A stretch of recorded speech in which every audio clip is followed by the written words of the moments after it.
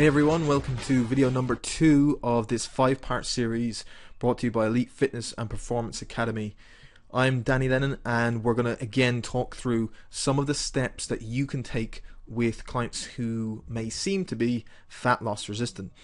So the first thing we mentioned in the introductory video yesterday was to assess clients' actual adherence. And by this we mean that it may on the face of it we may be being told that the client is doing everything you're telling them, but is there a good little strategy that we can come up with to test whether they're actually sticking to both nutritional guidelines you're giving and the training program? The training program is pretty straightforward. You know if they're going to be there when you're training. But in terms of when you're asking about the nutrition, often their thought is that they tell you something, but they feel they can't really tell you what they're really doing. So it's good to have a check of what they're doing.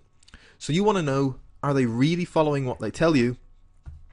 And do they go through perhaps perfection binge cycles? So by that, bouts of really, really good eating followed by, even if they fall off that by a small amount, that turns into a binge that will obviously be to the detriment of their fat loss hopes. So there's a 3-point check that I often use, and it's really, really good as a validation technique, and it's something that they use over at Mac Nutrition, and it was something Martin McDonald told me about, and I've incorporated it into my practice and found it really, really helpful. So what happens is we're going to use 3 points of reference to see whether our client is actually following those guidelines. So the first one is, before they even come in to us, we might ask them to write down and describe their typical day's eating. So this is kind of asking them, okay, take an average day, what would you eat? If we just use that as 1 point of reference, it may not be all that helpful, because people can tend to think about things with tinted glasses and think that they're doing better than they actually are. So what we do then following that is, once we have their average day, then we'll bring them in, and when we're talking to them face to face, we'll say, okay, for the last 24-hour period, what did you eat? And get them to do a 24-hour recall. Third, and following on from that, if we still suspect there's something going on, we'll get them to do a food diary. And typically I get them to do 3 days. You can obviously go less or more depending on the client you're working with and what your preferences and how much you think they're going to stick to it, but I find 3 days is good. So once we have these 3 steps done, now you have 3 points of reference to validate if the diet that they're telling you, or at least they told you at some point, is what they're actually doing. So if their typical day's description and the 24-hour recall and the food diary all kind of match up and they're pretty similar, we can take it that that's a pretty good description of what they're actually eating on a daily basis. So that's something to keep in mind. If we come along and find that, yep, they're doing all those things and they are in fact eating as according to the nutritional guidelines you gave them, so they're eating good quality food day in and day out, they're not having processed foods, lots of refined grains, and so on, the other things that you're typically going to be telling them not to do, and we find that they're doing everything pretty good, you know they're coming training, so where do we take it from there? So the second point we mentioned in the introductory video was to assess their sleep and other stressors. So if we look at stress in terms of fat gain or someone trying to actually lose fat, there was a really interesting scientific research paper published in Nature Medicine journal, and it was by Dr. Herbert Herzig of Garvan Institute in Sydney. And what they found was that there's a chemical released when the body is in a stressed state, and this chemical, neuropeptide Y, causes the fat cells to open and then store fat rather than actually burn it. And neuropeptide Y appears to unlock certain receptors on these fat cells, which then causes them to grow in both their number and their size. So obviously stress has a definite mechanism for working against someone's fat loss efforts. Similarly, in the Journal of Psychosomatic Medicine, the psychology department in Yale University in the States did a very thorough research paper that looked at women, and they found that women with greater abdominal fat actually had more negative moods and higher levels of life stress. So they were 2 well-respected journals and pieces of research that showed just how stress can be to the detriment of your fat loss efforts. So if we're looking at stress and fat gain, what are the mechanisms by which this is actually going to be a problem? So obviously first, lifestyle factors, hectic schedules or a busy job are going to be sources of stress. Someone eating foods that their body is allergic to or intolerant to, and they may not even know that they have an allergy or an intolerance to these.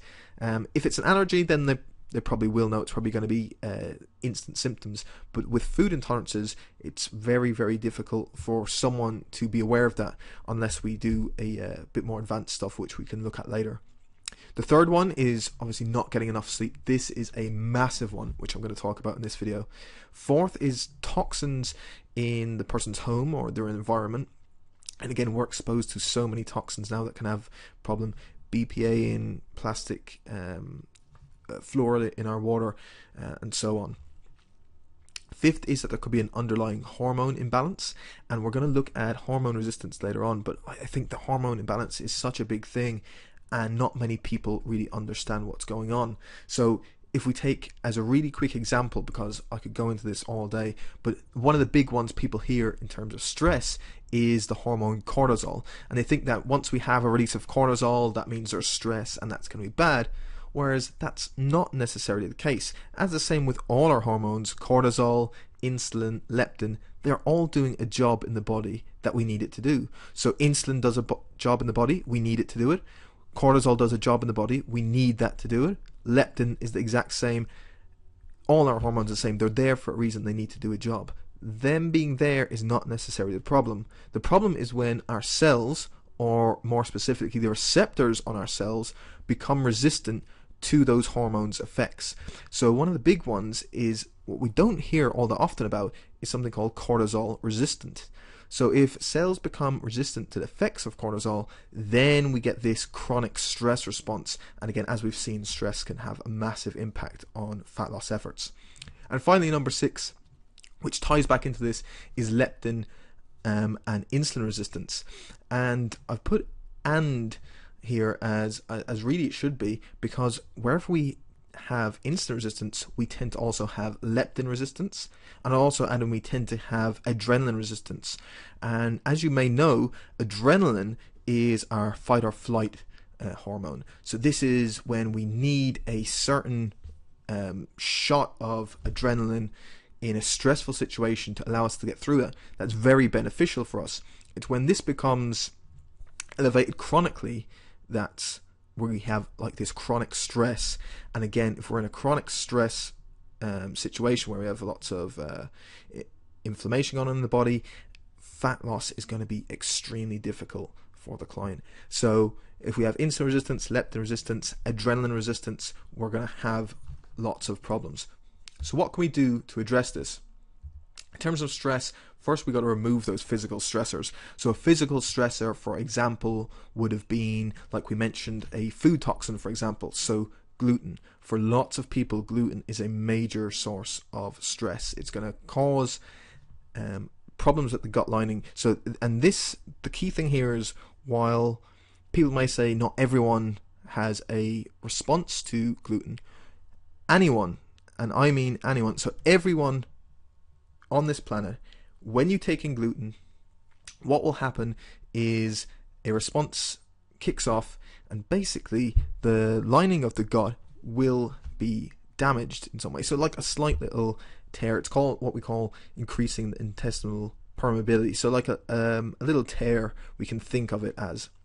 Now, what usually happens is, if we think about the lining of the gut, the cells there have a rapid turnover, so we create new cells very, very quickly. So these damaged cells can be taken out and replaced with new cells, so therefore we can recover from this damage gluten has caused quite easily.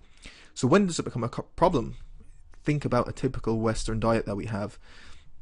People are eating wheat and gluten-containing foods at almost every meal, every single day. So we're getting this tear in our gut lining, we recover from it, but then we're having another meal and the same damage recurs, and this keeps happening and happening and happening, and eventually we reach a point where it's the breaking point, that that person can no longer tolerate these exposures to gluten without some sort of permanent damage. And this is when we get this kind of more permanent intestinal permeability or leaky gut.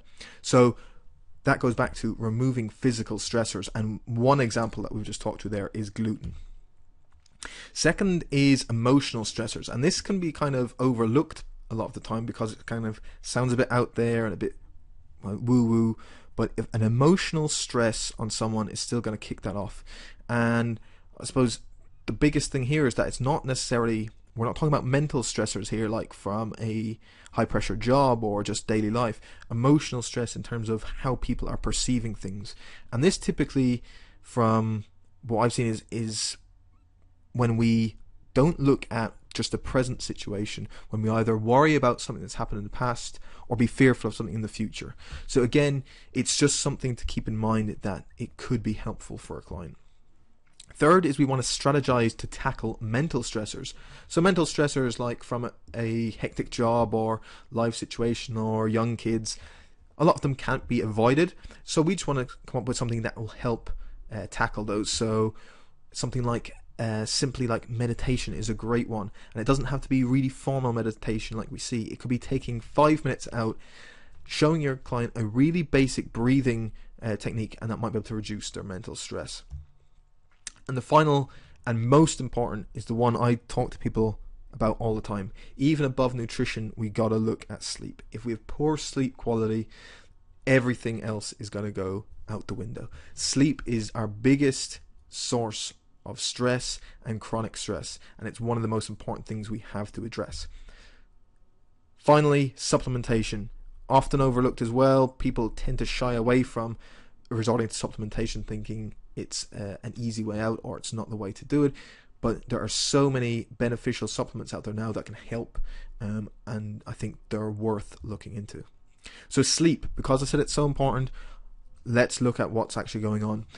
A great paper from the Laboratory of Physiology in Belgium. They did a paper and they found that the less sleep someone has was equated to higher afternoon and early evening cortisol levels. So what does that actually mean? When we have cortisol production in the body, this diagram will show you that that green band that we see, that's a normal circadian rhythm of cortisol, in that first thing in the morning we have high cortisol levels, as we should. They will dip down quite rapidly towards noon, and then they will start gradually going down and down and down until we go to sleep. Then throughout the night, those will start coming back up again, and once they reach a certain high point, that will kick off the response to wake up, and we wake up with these high cortisol levels and everything is perfect. What you see on that blue line is a patient that's had disrupted or poor quality sleep and a low level of sleep. What actually happens is they start with their certain cortisol level, it's dipping down here as you see towards noon, but then in the late afternoon, early evening, as it gets towards 4 p.m. here, we see this upturn in cortisol. So we have a flipped circadian rhythm, and this is completely out of whack, and this can lead to all sorts of problems, and this again is one of our chronic stressors. Also on sleep, a paper from Chicago in the US found that sleep restriction can decrease glucose and insulin sensitivity. And a similar paper also that came up from the States showed that even one night of sleep deprivation led to a healthy person having the same fasting glucose and insulin levels as a type 2 diabetic. Now that's absolutely mind-blowing. One night of sleep deprivation. So we know that not enough sleep decreases glucose and insulin sensitivity. So what does this mean? First of all, you're going to get to satiety after a meal. That regulation is going to be out of whack. Secondly, we're going to have insulin resistance can be born out of this constant reduction in insulin sensitivity. So what we're seeing then is this mix between or an interplay between insulin resistance, leptin resistance, stress to the endoplasmic reticulum, and then increased body fat. And again, it's all kind of bearing out of this overload of nutrient. And again, if we're throwing sleep in there as a real chronic stressor and we're decreasing our insulin sensitivity and causing insulin resistance, this plays into this cycle that we're seeing here in the diagram. So it's a really, really big problem.